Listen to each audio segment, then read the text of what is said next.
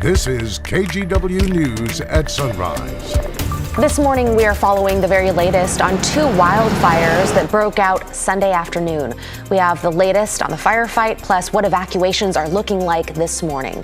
Plus, my dad says he photographed a cougar. I'm like, huh? Yeah, Cannon Beach closed to visitors right now because a cougar was spotted on Haystack Rock.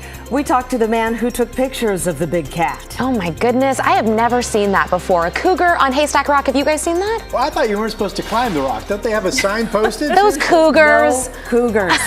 Yeah, it's wild. No, I've never seen anything like that before. Yeah, a way to start a Monday morning, right? And also, it's been a warm weekend, cooler today. We're going to bring it down. Yes. We're bringing it down. Let's get you going outside. We're bringing it down with clouds to start. Here's Chinook Casino Resort camera in Lincoln City. You can tell it's cloudy. Obviously, the camera is grainy because it's so early in the morning. Temperature 59 degrees.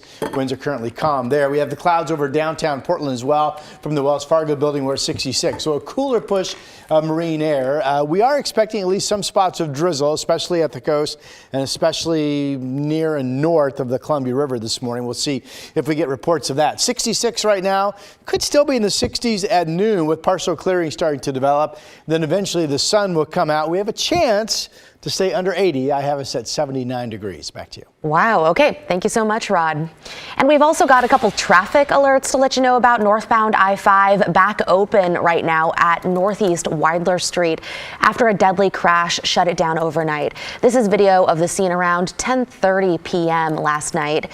Portland police responded to reports of a pedestrian hit by a car. Investigators say that pedestrian died at the scene.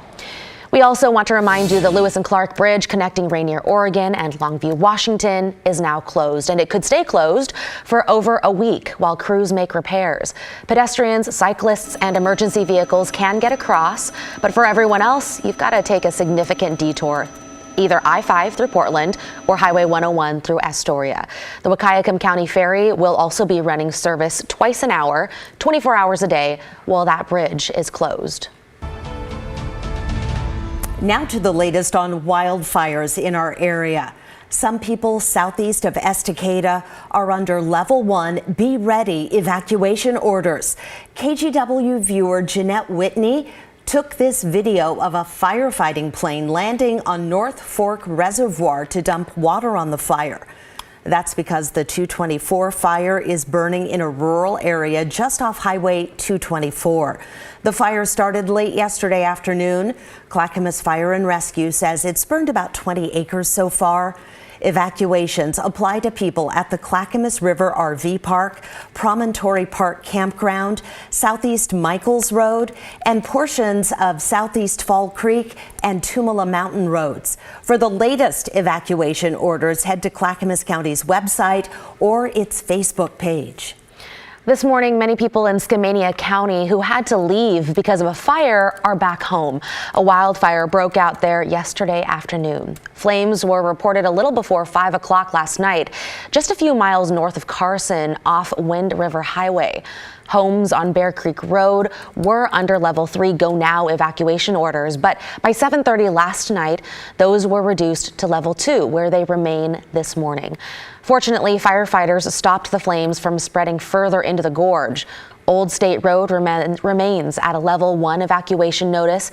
Investigators are looking into the cause and say only about 5 acres burned.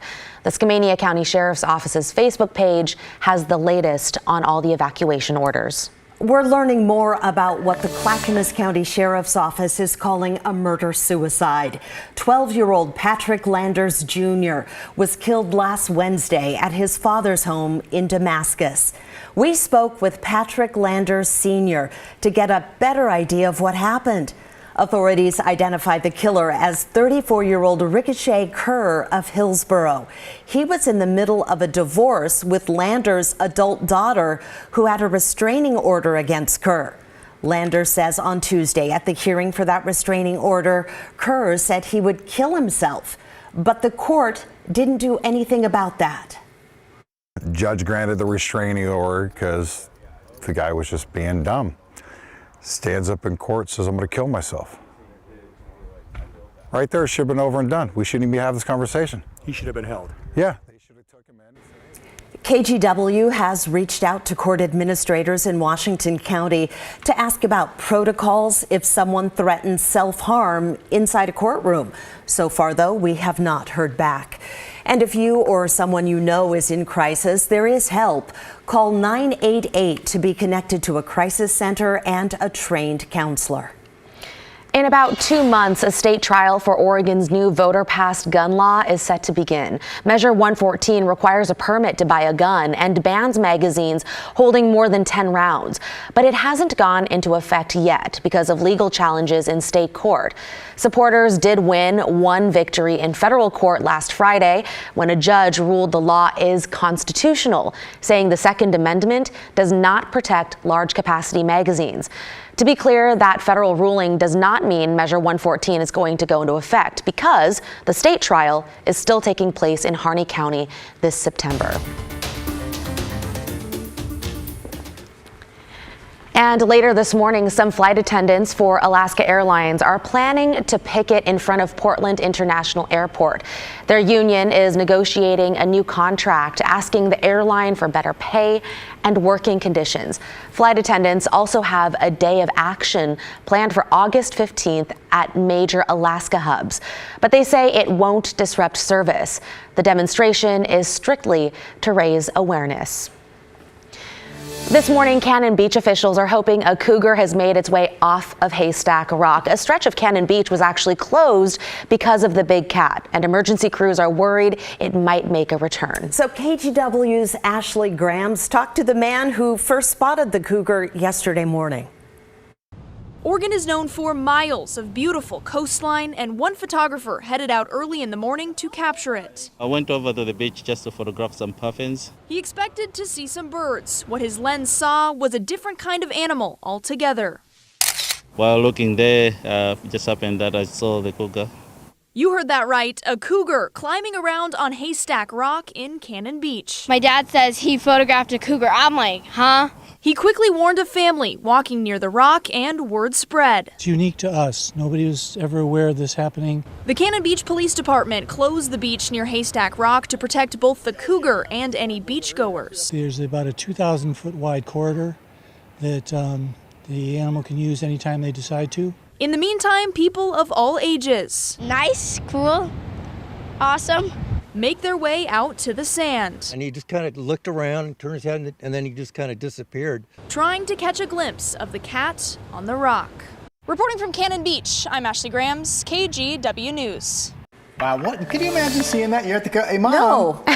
Mom, Dad, take a What's look up at that. there? It's usually like a seagull or something. I know, not a This time cougar. It's a cougar. We need to zoom in our sky cam and see if we can spot Oh. anything this morning. Sun gets up a little bit, I'll Yes. get right on that. And again, we said earlier in the show, I'm pretty sure you're not supposed to climb that rock. That cougar. If only You gonna cougars tell the could cougar read. no? Yeah. All right, we begin with a red flag warning for high fire danger. This is everything in red. Now, technically, the warning area is about white salmon on the Washington side of the Columbia, of course, and then out through the Columbia Basin and up into Washington. There's cooler weather coming, but that cooler weather will come with west winds being gusty 30 to 40 miles per hour in this region. Right now, the Dow's reporting northwest winds gusting to about 25 miles per hour. So we'll keep an eye on that. Of course, one of our big stories this morning is that fire near Estacada. Now, the news there weather-wise is good.